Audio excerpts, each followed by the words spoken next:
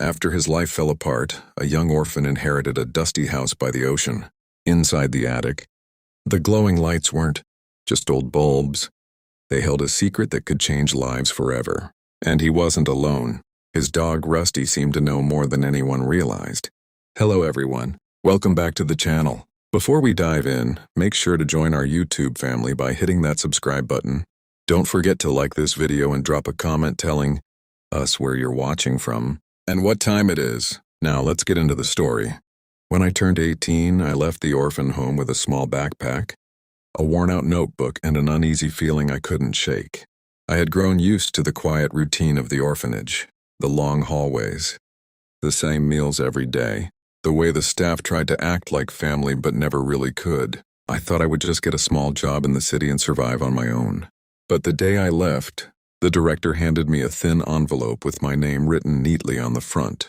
Inside was a letter from a lawyer I had never met. It said I had inherited a house by the ocean, described as an old dusty lighthouse. The lawyer's note was short, barely explaining anything, but it gave me an address and instructions on how to reach the place. I had never heard of any family. I thought it must be a mistake. Still, curiosity pushed me forward.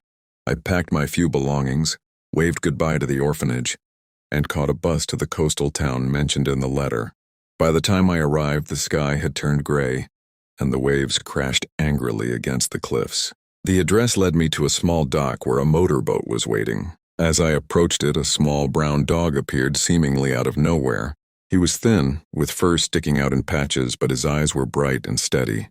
Before I could shoo him away, he jumped onto the boat. I thought about going back, but there was nowhere else to go. Somehow I felt like the dog had chosen me. I read the paper instructions, started the engine, and pushed the boat into the restless waves. The dog at my feet, tail wagging. Somehow, with him there, I felt less alone. The journey across the water took nearly an hour. I struggled with the small boat, but the dog seemed completely at ease. When we finally reached the rocky island, I tied the boat to a rusted post and followed the dog up the narrow path. The house stood on the cliff, painted faded blue, weathered from years of wind and salt. Small lanterns hung across the balcony, covered in thick layers of dust. They glowed faintly when I touched them, as if reluctant to shine after decades of neglect. Inside, the house smelled of salt, wood, and age. Dust floated in the sunlight that filtered through the windows. The floorboards creaked under my feet, and the air was thick with the scent of the sea. On a small table by the window, I found another envelope with my name. The letter inside was brief. If you found this house, you have arrived at the place meant for you. Trust the dog. He belongs here as much as you do. I looked down at him. He sat calmly, almost like he understood the words. I did not understand anything yet, but there was a sense of importance in this place, a feeling that this house was waiting for someone, me. I explored the rooms slowly. Each one was filled with old furniture, stacks of books, and dusty lanterns. Some lanterns flickered when I touched them. Others remained dull. I wondered why the letter mentioned dusty lights specifically. Was it a clue or just a strange description? Then I noticed the narrow ladder to the attic. The dog jumped toward it and barked softly, urging me to follow. Something in the way he moved made me realize this was more than a coincidence. I climbed the ladder carefully. The attic was small, hot, and filled with old boxes. The sunlight barely reached inside, making the dust float like tiny golden clouds. While looking through the boxes, I discovered a small wooden chest, locked with a rusty metal clasp. The dog barked and pawed at the floor nearby. Curious, I lifted an old rug and found a tiny key tucked in a crack between the floorboards. I opened the chest with trembling hands. Inside were dozens of small glass bulbs, each with a handwritten name on it. They looked delicate like ornaments, but there was something about them that made me feel a strange sense of anticipation. At the bottom of the chest lay a notebook. Its first page read, "If you are reading this, you were never forgotten." My heart skipped a beat. No one had ever said that to me before. I flipped through the pages. The handwriting was neat, deliberate, almost like the writer had spent a lifetime preparing these words. The notebook explained that the house belonged to someone who had dedicated their life to watching over children without families. Somehow that person knew about me before I even arrived. The dog sat beside me quietly watching. Sometimes it barked softly at a corner of the attic, as if pointing to something unseen. I noticed a small envelope partially hidden under the chest. It had my name written in the same handwriting as the notebook. I opened it carefully. Inside, there were a few sentences. You are not alone. You were chosen to continue the work. The house holds secrets that only you can unlock. Trust the dog and trust the lights. I stared at the envelope in disbelief. Chosen? Work? Lights? I did not understand any of it, but I felt a spark of something I had never felt before. Purpose. I looked at the glass bulbs. Each one had a name, but one of them, my name, glowed faintly when I touched it. How was that possible? There were no wires, no batteries. Yet it pulsed softly like it was alive. I stared at it, then at the dog, and then back at the attic. Something in this house was waiting for me to figure it out. I realized I had a choice: leave and forget all of this, or stay and discover what my grandfather, or whoever left this house, had planned for me. Despite fear, despite doubt, I knew I could not walk away. The ocean roared below, the lanterns flickered, and the dog nudged me gently, as if telling me, this is your path. There was a mystery here, a purpose hidden in the dusty lights, and I had a feeling that what I found in this attic was just the beginning. The chest also contained a small folded map. I unfolded it carefully. The lines were hand-drawn, marking parts of the island I hadn't noticed yet, hidden pathways, a small cave by the cliffs, and a tiny dock on the far side. At the bottom of the map, a note read, "Not everything is in this house. Some truths are in the world outside waiting."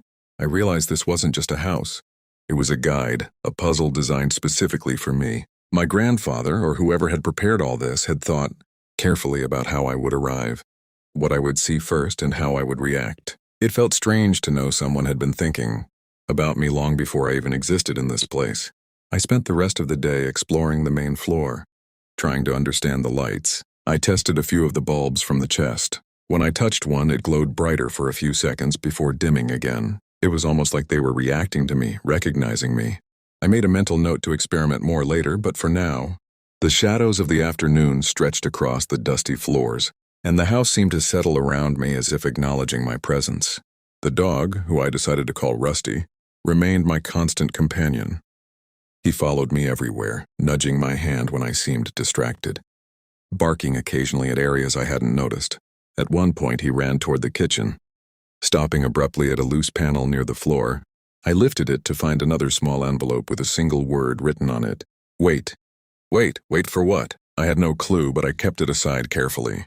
My grandfather's instructions, or maybe riddles, were already starting to feel like a test. I had to be patient. I had to pay attention. That night, as I lay in the small bedroom upstairs, the ocean sounded louder than ever. I tried to make sense of everything. The house felt alive in a strange way.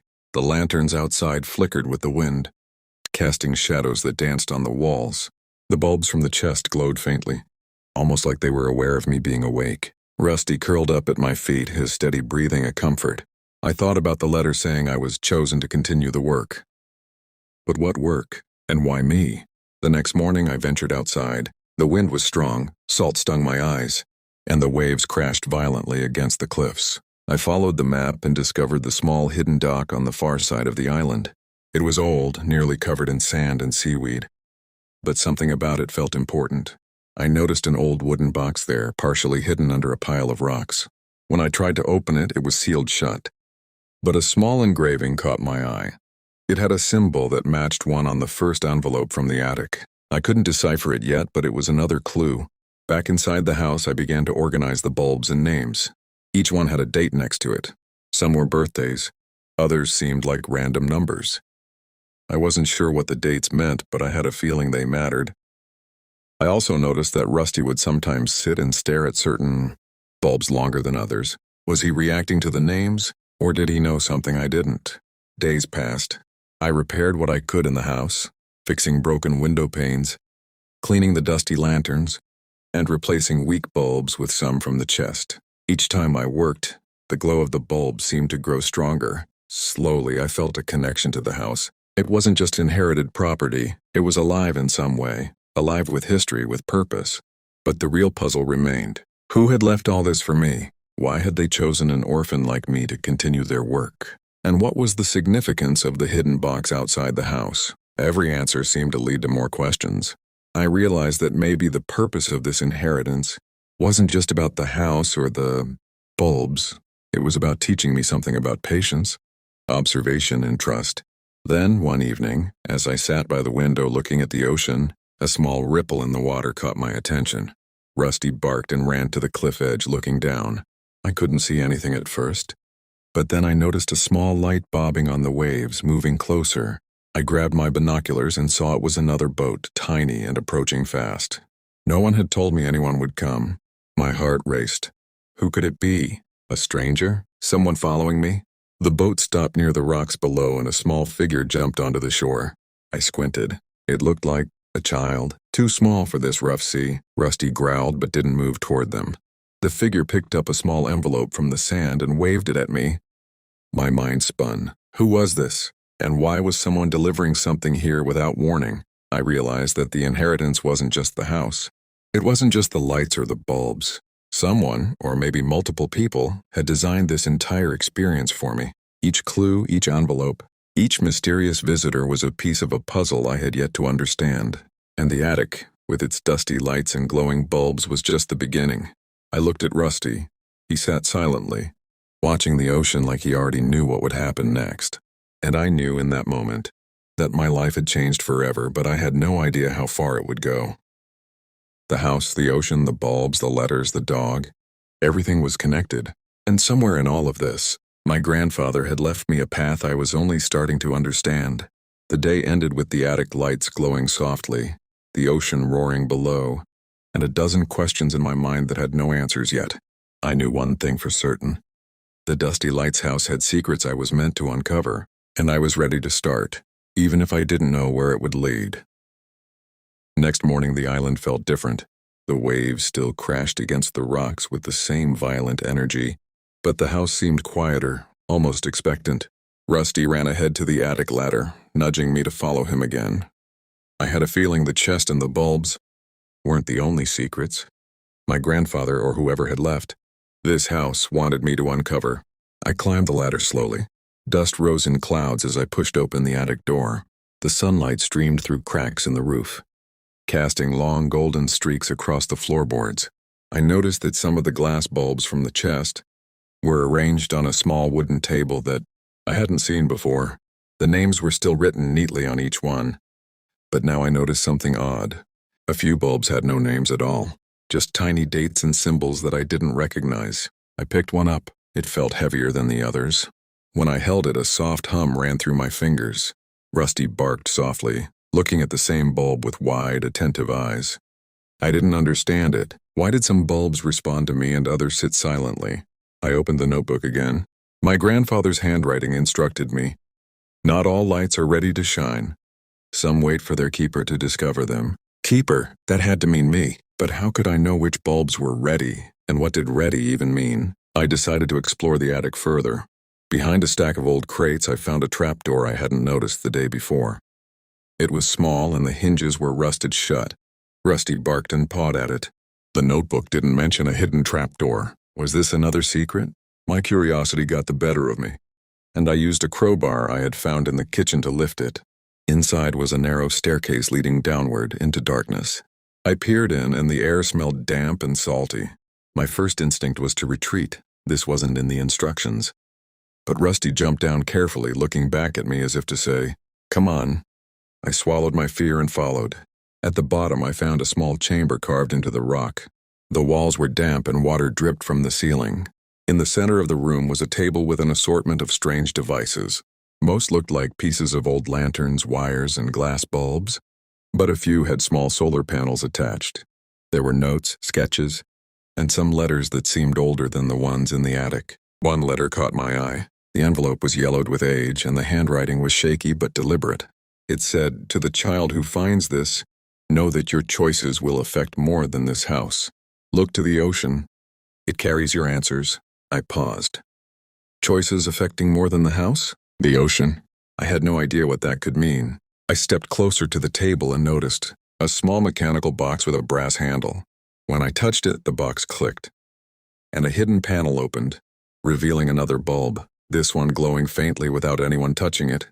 Rusty growled softly, his hackles raised, but he didn't move away. I felt a chill run down my spine. This was no ordinary house. The glowing bulb, the hidden chamber, the trapdoor, and the dog. They were all part of something much bigger than I had imagined.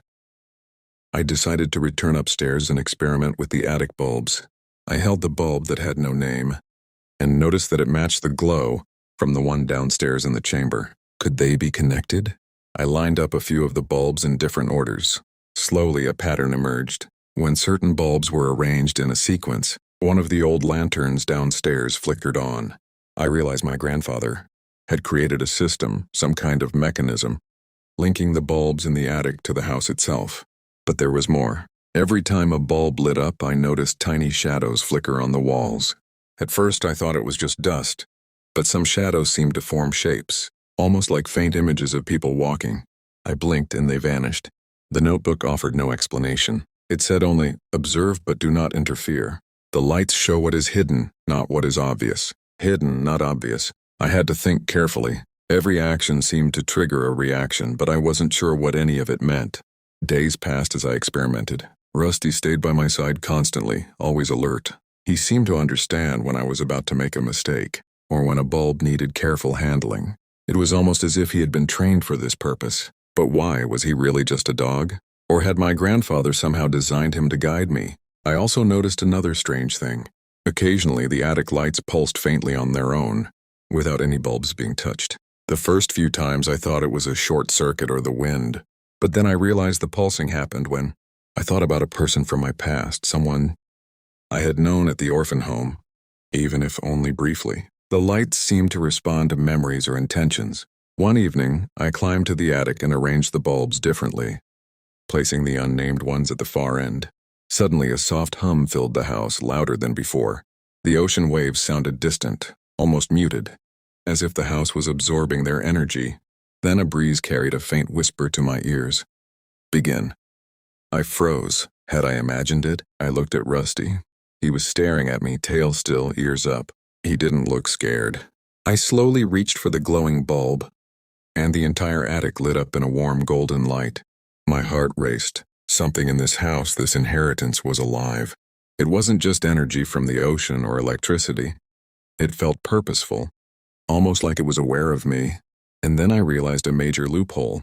The letter I had found on the dock earlier said nothing about the trap door, the hidden chamber, or the bulbs that pulsed on their own. My grandfather's instructions were incomplete. This meant that someone, perhaps even now, could continue the work in a way that I couldn't predict. I made a decision. I had to explore further, understand the connections between the bulbs, the lanterns, the ocean, and Rusty. Every discovery led to more questions. Why was Rusty so intelligent? Why did some bulbs react to memories while others didn't? And who, if anyone, was supposed to come after me?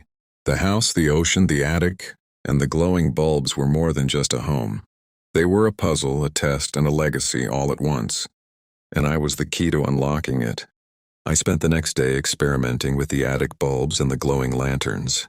Every time I moved a bulb or shifted its position, tiny shadows appeared on the walls below, shadows that sometimes looked like people I didn't know. It was eerie, but also fascinating.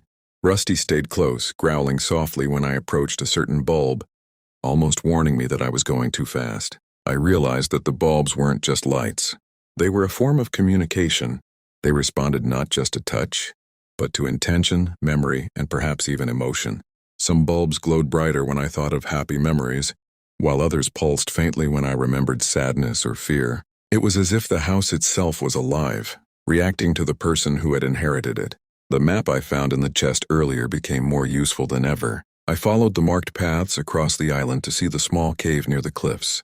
Inside I found old tools, more glass bulbs, and scraps of paper with diagrams I couldn't fully understand.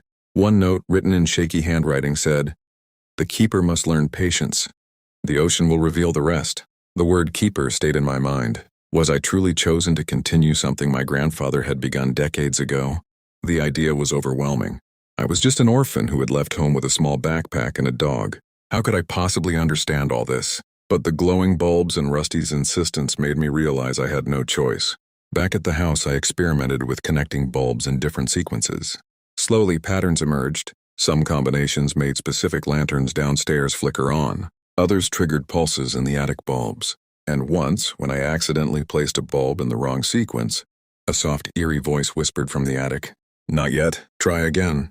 I jumped, realizing that the house had mechanisms I had no understanding of yet. I also discovered another hidden compartment in the attic, behind a stack of old boxes. A panel opened to reveal a collection of letters addressed to me, some dated years before I even arrived. They were written by my grandfather, and some by others I didn't recognize. One letter contained a simple message: some truths are best discovered, not explained. The puzzle was bigger than I imagined. I had discovered bulbs, glowing lanterns, secret chambers, hidden letters, and even a mysterious map. But the purpose of all these items wasn't entirely clear, and the dog, Rusty, seemed to know more than he was letting on. Then, one stormy evening, I noticed something strange. A faint light appeared in the ocean beyond the island, moving slowly toward the shore. Rusty barked and ran to the edge of the cliff, fixated on the light. I grabbed my binoculars and saw it was a small boat carrying a figure. I couldn't see clearly who it was, but the movement seemed deliberate. Someone or something was arriving at the island unexpectedly.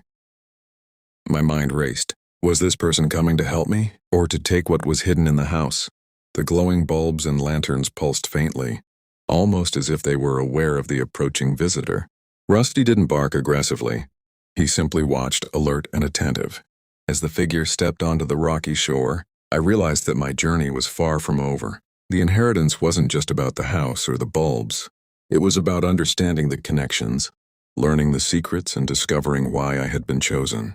Every clue, every envelope, every hidden compartment, and every glowing light was a piece of a larger puzzle.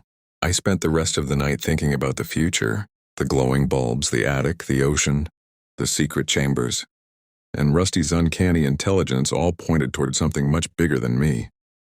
And I had a feeling that, although I had uncovered many secrets, some were still hidden, waiting for the right moment, or the right person, to discover them.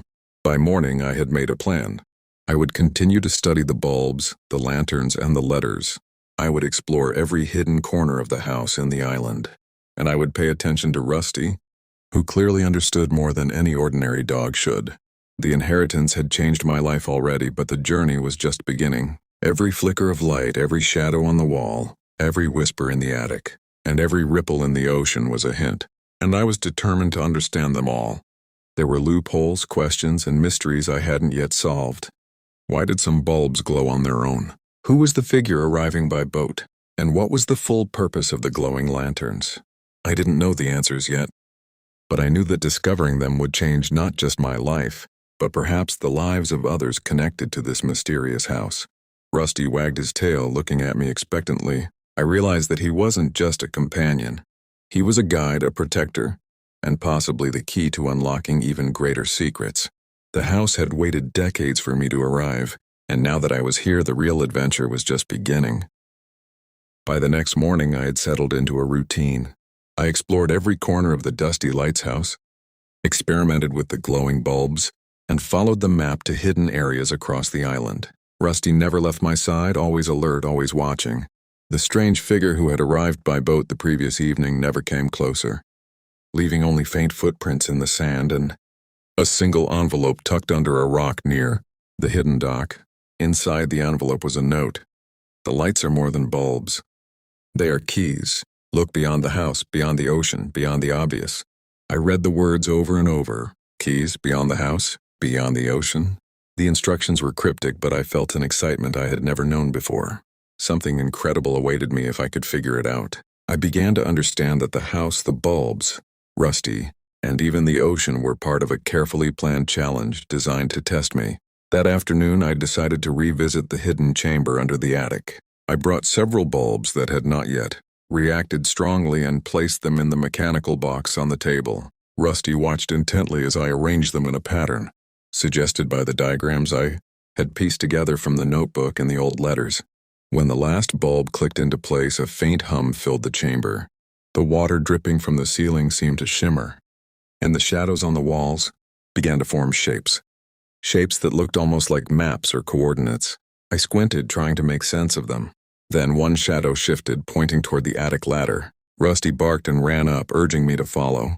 Back in the attic, the light bulbs pulsed in a rhythmic pattern.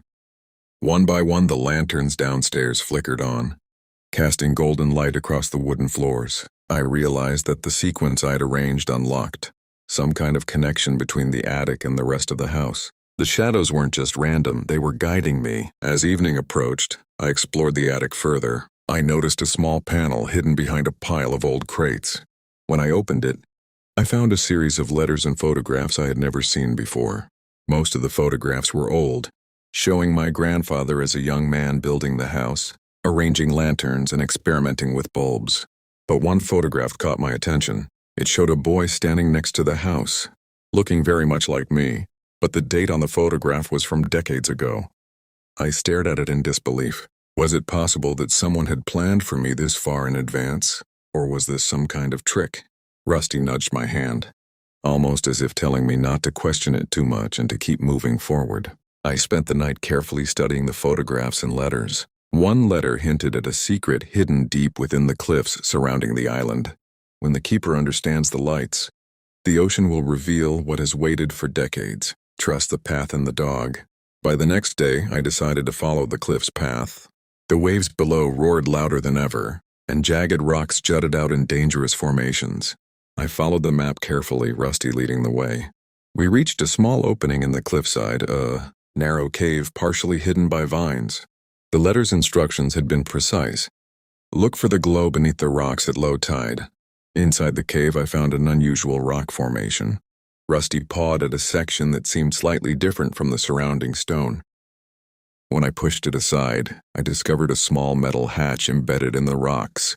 My heart raced. I had no idea what to expect. I opened it slowly and saw a spiral staircase leading down into darkness. At the bottom, I found a hidden chamber that looked even older than the house itself. The walls were lined with shelves filled with strange devices, glass bulbs and metal objects. Some of the items seemed incomplete, while others were clearly functional. On a pedestal in the center of the room was a glass cylinder containing a faintly glowing liquid. Rusty barked and circled the cylinder, sniffing it carefully. Next to the pedestal, there was a note. This is the final test. The lights have led you here. Decide what to do wisely. The consequences extend beyond the island. I stared at the cylinder. I had no idea what the liquid was, but I sensed it was powerful. The bulbs, the lanterns, the attic, and the hidden chambers had all led to this moment. The house had been guiding me, preparing me for something much larger than myself. By the next day, I decided to follow the cliff's path. The waves below roared louder than ever, and jagged rocks jutted out in dangerous formations. I followed the map carefully, Rusty leading the way. We reached a small opening in the cliffside, a narrow cave partially hidden by vines. The letter's instructions had been precise. Look for the glow beneath the rocks at low tide. Inside the cave, I found an unusual rock formation. Rusty pawed at a section that seemed slightly different from the surrounding stone. When I pushed it aside, I discovered a small metal hatch embedded in the rocks. My heart raced. I had no idea what to expect. I opened it slowly and saw a spiral staircase leading down into darkness. At the bottom, I found a hidden chamber that looked even older than the house itself. The walls were lined with shelves filled with strange devices, glass bulbs and metal objects. Some of the items seemed incomplete, while others were clearly functional. On a pedestal in the center of the room was a glass cylinder containing a faintly glowing liquid. Rusty barked and circled the cylinder, sniffing it carefully. Next to the pedestal, there was a note. This is the final test. The lights have led you here. Decide what to do wisely. The consequences extend beyond the island. I stared at the cylinder. I had no idea what the liquid was, but I sensed it was powerful. The bulbs, the lanterns, the attic, and the hidden chambers had all led to this moment. The house had been guiding me, preparing me for something much larger than myself.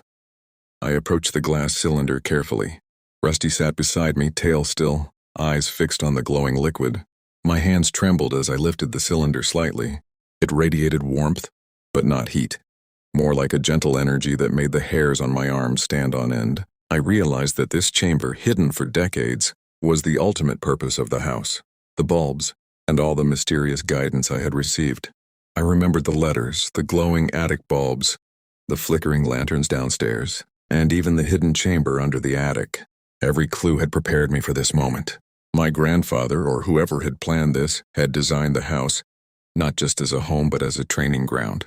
Each discovery had taught me patience, observation, and trust, and Rusty had been my guide all along. I studied the cylinder further, Inside, the glowing liquid formed patterns that seemed to respond to my thoughts. When I focused on a memory of my life at the orphanage, the patterns shifted, creating shapes resembling lanterns and ocean waves. The notebook had said the lights were keys. I understood now the lights weren't just for illumination, they were meant to unlock this chamber and reveal its contents. Suddenly, the shadows on the walls flickered, and I saw something impossible. Images of children scattered across time, appearing in moments of joy, struggle, and hope. It was as if the cylinder was connected to people I had never met. My heart pounded. Could this be some kind of energy or memory preservation? A way to connect lost souls across generations? The possibilities were endless and overwhelming. I carefully placed a series of bulbs in the sequence I had discovered earlier. One by one, the attic bulbs, the lanterns downstairs, and even the glowing bulbs in the chest pulsed in harmony. The cylinder began to glow brighter, and a soft hum filled the chamber. Rusty barked softly as if urging me to pay attention. Then, a new envelope fell from the ceiling of the chamber, landing gently at my feet. I picked it up and read the message. The Keeper has reached the beginning. What you do now will define many futures. Choose wisely. Not everything is meant to be revealed at once. The words unsettled me. Who would be affected by my choice? Was it the other children, the world beyond the island, or even myself? I looked at Rusty, and for the first time I understood he wasn't just a dog. He was a guardian, a protector, and part of the system my grandfather had designed. Everything I had done had been leading to this moment, and now the real responsibility was mine. I decided to test the energy from the cylinder on the bulbs. When I connected a single bulb, it glowed intensely, brighter than ever before. I realized that the cylinder wasn't just reactive. It amplified the energy stored in the bulbs. This could provide clean energy, light, and power far beyond the island. But I also knew that it could be dangerous if misused. The house, the attic, the bulbs, Rusty, and even the ocean waves had all been preparing me for one thing: understanding balance. It wasn't just about discovering the secret. It was about using it wisely. My grandfather had left a legacy, and now it was my responsibility. Suddenly, I noticed a small panel I had overlooked in the corner of the chamber. Behind it was a small box labeled, "If the Keeper ever doubts, read this last." I opened it and found a letter dated decades ago. To the one who finds this, the world outside will never understand the full purpose of what is hidden here. You may choose to share it or keep it as a secret. But know this: the house, the bulbs, the lights, and the energy they carry are alive. They will respond to your heart. If you are pure, they will help. If you are selfish, they will falter. Trust in the dog. Trust in yourself. The words struck me deeply. I realized that my journey was only beginning. The inheritance was not just the house, not just the bulbs, not just the cylinder. It was the knowledge, the responsibility, and the understanding that some things, though hidden, could change lives in ways unimaginable. As I prepared to leave the chamber, Rusty nudged me toward the staircase. I noticed the shadows on the walls shifting again. This time they seemed to form shapes that resembled maps and coordinates, possibly pointing to other locations connected to my grandfather's work. I realized the inheritance wasn't confined to this island. It extended beyond, waiting for someone to follow the path. I climbed back into the attic, carrying the cylinder carefully. The house seemed to hum in approval, the bulbs glowing softly as if acknowledging my success. But I also knew the loopholes remained. The figures in the shadows, the unnamed bulbs, the letters, and even the map still held secrets. Questions without answers, mysteries I might never fully understand, and yet they were invitations for me to continue, to explore, and perhaps to pass on the legacy when the time was right. That night I sat by the balcony looking out at the glowing ocean. Rusty lay beside me, his head resting on my lap. The lanterns flickered in the wind, the bulbs pulsed softly, and I realized that the dusty lights house had not only changed my life, it had prepared me to change the lives of others. I didn't have all the answers, and some questions might remain forever unanswered. But the journey had taught me patience, courage, trust, and responsibility. I understood now that abandonment was never truly abandonment. Sometimes it was preparation. Sometimes it was a path carefully designed, with mysteries left to guide the seeker. And as the lights shimmered against the ocean waves, I knew this was only the beginning. The house, the bulbs, the cylinder, and Rusty had opened a door to something far larger than myself. Somewhere in the distance, Perhaps across the ocean or in another hidden corner, more clues awaited, and I was ready to follow them whenever the time came.